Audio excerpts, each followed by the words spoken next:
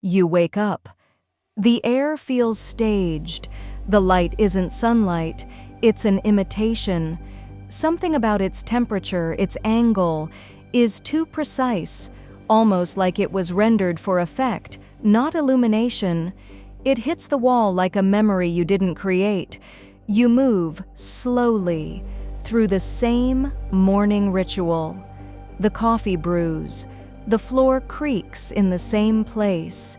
You wonder, briefly, if you've done all this before.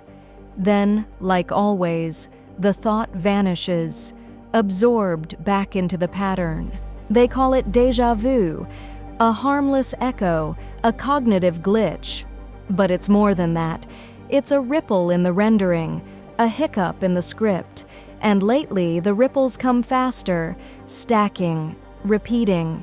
You notice the same phrases in strangers' mouths, the same ads resurfacing, the same dreams bleeding into your waking hours, like the simulation is saving memory, recycling assets, optimizing reality, one loop at a time. This isn't about virtual reality or futuristic headsets. The simulation isn't something you plug into, it's something you wake up inside. It was there before you asked questions, before you learned the rules. And those rules, they weren't built for truth.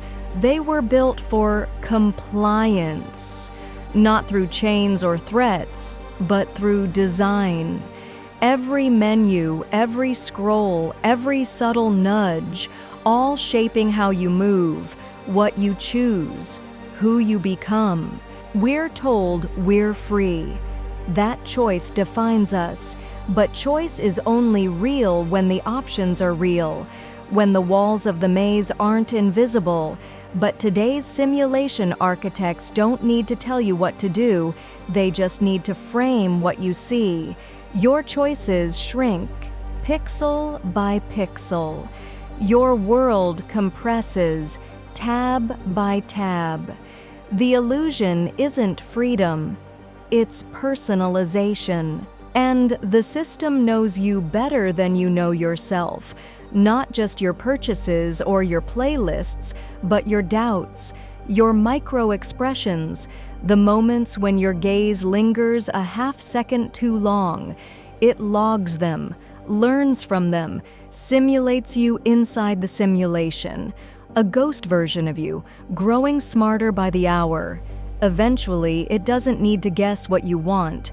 It instructs you what to want. We call it data. But data is just the skin. Underneath is the nervous system, algorithms that predict and prescribe, invisible hands that don't push, but pull. Pull your attention, your time, your values, until they become indistinguishable from the system's objectives.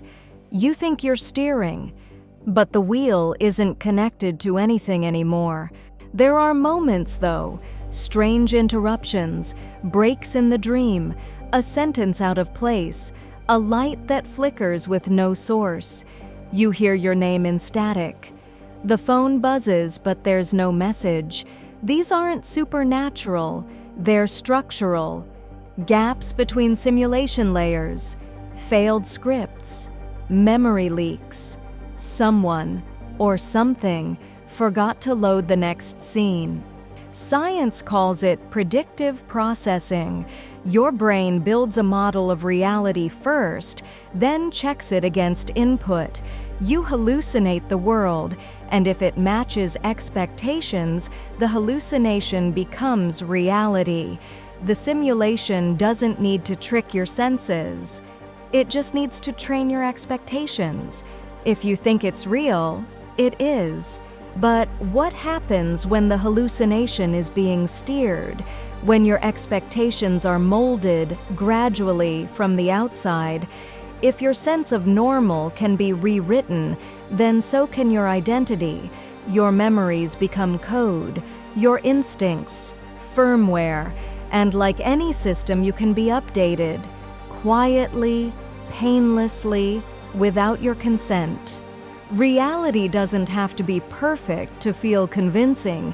In fact, imperfection sells it.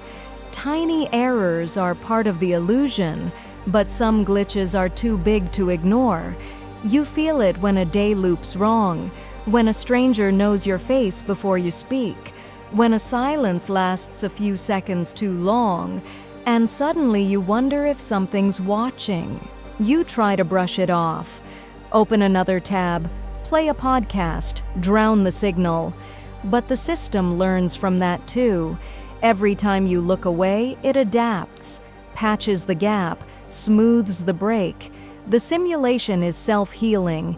It doesn't erase your suspicion, it just dulls it.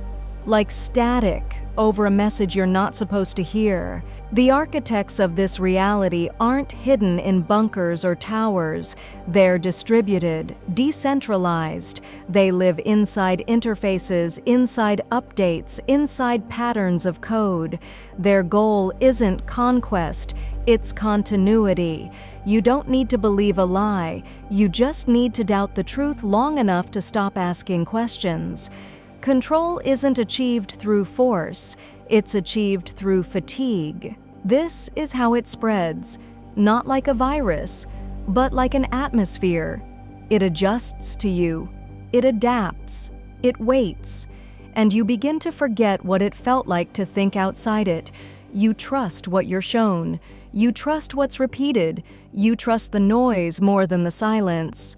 And in that silence, the old world, whatever it was, fades. But the simulation isn't invincible. It's only as strong as your agreement. If enough people notice the lag, the seams, the flickers in the system, something cracks. The code can't hold under too many open eyes, not all at once.